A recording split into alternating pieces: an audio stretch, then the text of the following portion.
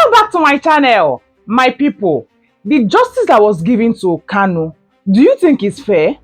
Because people are actually talking about the justice that some people are being sentenced given life, while the other people are being sentenced by death. That why is it that the same charges being terrorism, one is being given a fair hearing while the other one is being sentenced to death? I don't know what is actually happening because people are talking. Let's look at Elrufai, for example. Elrufai has come out to say that why is it like this? Why is it like this? Even Obasanjo said something that during his regime, it wasn't like this. A lot was not invoked compared to now that things are really invoked. What is really happening? Is it true that we are all saying that Tinubu should just step down so that everything might look like maybe it should subside or it should continue?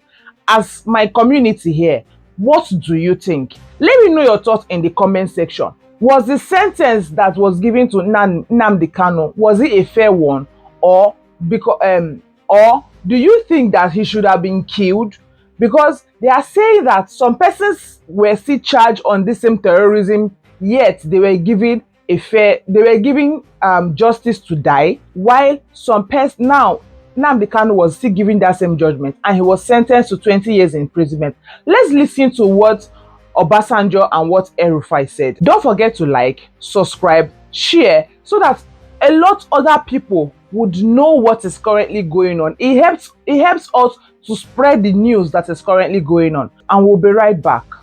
There was a conviction recently of a terrorist, Boko Haram. I believe his name is Husseini Ismail. He was convicted for 20 years by a high court. He was a Boko Haram terrorist. Mazi Nnamdi Kanu was convicted, I think last week, and his own conviction said life sentence. I don't understand why one terrorist is getting 20 years and the other is getting a life sentence if you're saying that. I think Pastor made a good point. There's this idea that justice is served differently and it affects the problem. Mr. Speaker, I'll conclude by saying this. I've been an advocate of state police. I've sought the wisdom of more experienced members like Honorable Sada Soli, Honorable Adodogwa, even yourself and the Speaker.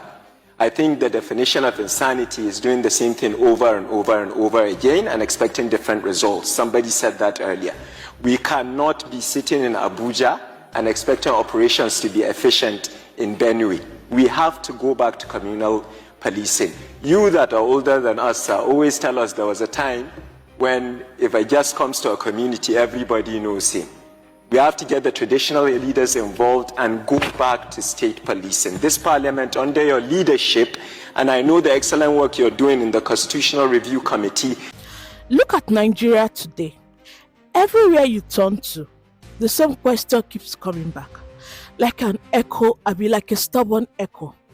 What exactly is happening in the country? Because when lawmaker like Bello El-Rufai publicly expresses confusion about the justice system, then you know something is fundamentally wrong.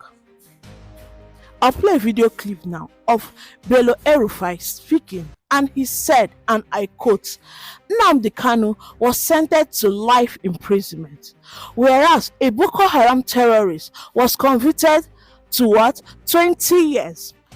Why is one terrorist getting life and another getting 20 years? And honestly, many Nigerians feel the same way because this is not confusion, this is contradiction. It is double standard. Justice system that seems to have one leg in the river and one leg on the dry land. Now, here's the real issue. Why does it seem like the Nigerian government negotiates with terrorists more than it protects its citizens? I'll play a video clip now of where former President Olusegun Obasanjo made a statement. Yes, he asked the same question. I will not talk too much. I'll play the video clip now and I'll be right back. No matter what religion you belong to, no matter where you come from, no matter what profession, we Nigerians are being killed. And our governments seem to be incapable of protecting us. We are part of the world community. If our government cannot do it, we have right to call on the international community to do for us what our government cannot do for us. And for anybody to say because those who are being killed belong to this region, belong to this religion, belong to this tribe, and then others too are being killed, cannot be an acceptable excuse. Before I left government, I know we had capacity to pick up anybody in Nigeria who commits crime anywhere. The capacity that we didn't have then is after we have identified and located such a criminal, we have no capacity to be able to pick him up without moving on land or by air. Now we have capacity. With drones, you can sniff them up. You can take them out. Why are we not doing that? Why are we apologizing? Why are we negotiating? Why are we begging terrorists? Back then, we didn't have drones or technology, he said. Now we have them, so why are we not flushing them out? That statement alone cuts deep. Because if someone who once commended the entire Nigeria ministry says we have the tools but not the will, then what does that tell you? The number one of Nigerians killed weekly by terrorists, bandits, kidnappers, call them whatever name, has become a national embarrassment. Not because these criminals are too powerful, but because the government appears too slow, too divided, too unsure of itself. And as former President Olusegun Obasanjo said, forget religion now, let's forget tribe. A human life is a human life. People are dying. People are unnecessarily, repeatedly being kidnapped. But here is when things become even more interesting. After years of rising insecurity, the Nigerian Senate finally held an emergency debate. Yes, a 5 hours intensive argument. Yes, you heard that well. 5 hours. And the outcome, I won't talk too much. Let me play the video clip of a senator debating about the revolution and whatever. And we'll be right back. We know who these bandits are. We know what they want. What is left for us to conclude? If we are going to do negotiation, do it and finish it. If we are going to fight, we'll fight it to the finish. So if we have external aggression coming in to fight us, that means we are at war. And again, we can finger international conspiracy in all of this. Who is the intermediary between those armed bandits and those that want these kids to be released? It would appear as if perceived or real payment of ransom emboldened these bandits. The governor of Kebbi said that somebody ordered troops out and people were kidnapped. Till today, nobody in Nigeria knows what happened. If all of us, particularly the elites, and few of us who are okay, are carrying guns, it is war against war. These boys will run away. It's an attack on all religions. It's an attack on all citizens of the country. It's an attack on the democracy of our country. It is an attack on Nigerian citizens. It's an attack on Nigerian government. So we must rise up to the occasion. And I equally wish to commend Mr. President for ordering the withdrawal of police escort attached to BIPs. The Senate resolved to adopt the death penalty for killing and terrorism. No more fines, no more jungle destruction, no more soft landing. This is now supposed to be a hard, uncompromising line. A national stance that says enough is enough. But before we clap, let's ask ourselves a simple question. Will the law be applied fairly? Because if Bello El-Rufai complained is anything to go, if one terrorist can get life while another get 20 years, if one criminal can negotiate with the government while innocent people are lavishing in jails, if the justice are influenced by politics, ethnicity, or pressure, then the problem is not the law. The problem is what? The system. And speaking of system, listen to what the Senate President, Goodwill Akpabio said.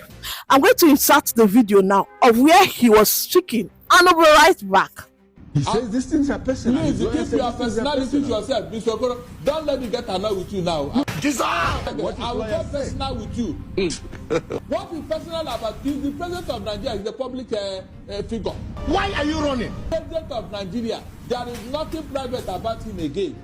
Everything about him we should know. Oh, Mumu know too much. In that US, whenever you aspire to such a high office, data processor, when you were born, who are your parents, what you have done and what you did not do. Is that not true? How is it that in the case of Tinubu, nobody knows where he came from, nobody knows his parents? This man! Nobody knows his childhood, nobody knows the family he came from. All the things he did before, nobody knows. No, barrister, let's be poor. Breathe. As is known, okay. Is that not true? That's why they call him son of David, because he came from that family. Okay. If you have such a person as your president, will you be comfortable with him? You answer me. But a lot of Nigerians are. No, they are not. They are being forced to accept him. A town hall. It will not be good for the image of Bolaba. How can Nigeria, in this age and time, accept such a human being as our president? On what ground? You are fighting to hide your record. You think so? They why? Look, whether Tinubu like it or not, he will never escape whatever record is in US. It will come to light one day. And this thing will follow him forever and ever. He cannot run away from it. It's a question of time. A president of America will come who will say, "Oh, yeah, bring out everything about this man." It's an embarrassment to all of us. Remember when the certificate in the CSU, Nigeria suffered full effect all over the world. They started checking the certificate of every Nigerian, from UK to America, from America to Canada. How many times would they tell you? Not because of one man. To tell you what this man has done to us. And shamelessly, he has not even uttered the word to say, "I am sorry," oh. He's not pretending. If your president can stay for 3 weeks, sitting down and not sleeping, then you should know the country is under attack. 3 weeks, a whole president not sleeping. My people, this is not normal. This statement alone shows that even those inside the government knows the insecurity situation is out of control. Let's break the situation down clearly so that even a child will understand. Terrorists are killing citizens, right? Government is negotiating with them. Some judges even gave 20 years. Some gave life imprisonment. The former President Obasanjo is asking question. Bello El-Rufai is confused. Senate is shouting. Akpabio is warning. And President is reporting and not sleeping. Meanwhile, Nigerians, they are bleeding. They are tired. They are angry. And they are what? Losing hope. So the big question remains, where do we go from here? Because passing the death penalty law is one thing. Enforcing it without bias is another. And let's tell ourselves the truth. Terrorists are bold because they believe the system is weak. They believe they can kidnap today, negotiate tomorrow, and escape next week. But imagine a Nigeria where every criminal faces the full weight of the law. Not terrorists receiving social treatment, no judge using sentiment, no politician interfere, no politicians interference, no tribal or religion influence sentences, no negotiation with evil. Insecurity not reduced overnight. The truth is bitter, but we must say it. Nigeria has the capacity to end terrorism. What we lack is consistency, fairness, accountability, political courage. And that is why this debate is very important. Because now the whole world is watching, and Bello El-Rufai said it. If the government cannot protect its citizens, then Nigeria have every right to call for international support. He said it. But before international bodies come, Nigeria must first decide, are we truly ready to face terrorism heads on, or we are still playing politics with human life? This is where the viewers comes in. Your voice, your opinion, your awareness, it matters a lot. At the end of the day, this is not just about terrorism. This is about justice. This is about leadership. This is about human life. And it's about the kind of country we want to leave our children.